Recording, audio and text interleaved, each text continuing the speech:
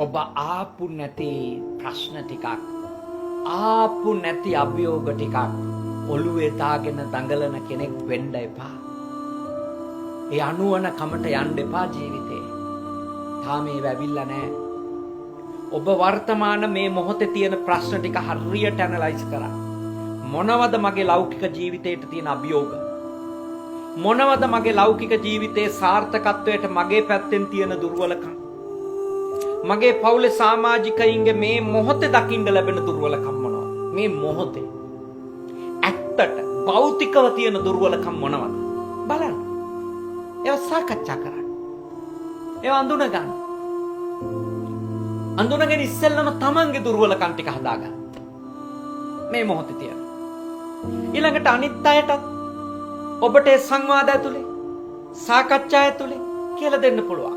අපේ අනාගතය අඳුරු වෙන්න හේතු වෙන දේවල් ටිකක් දැන් වෙනකොට අපේ ගෙදර තියෙනවා.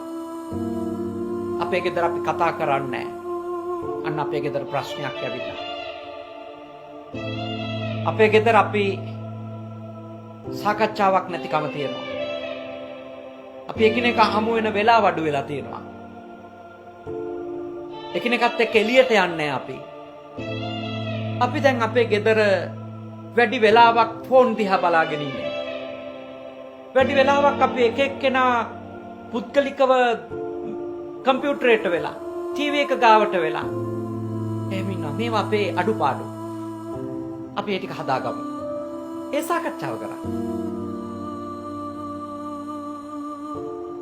අනාගතේ වතුර පොදක්වත් දෙන්න කෙනෙක් නැති වෙයිද? ඕවා දැන් හිතලා වැඩක් නැහැ. දැන් තියෙන ප්‍රශ්න විසඳන්න. දැන් තියෙන ප්‍රශ්න විසඳුවොත් අනාගතේ ලස්සන වෙයි.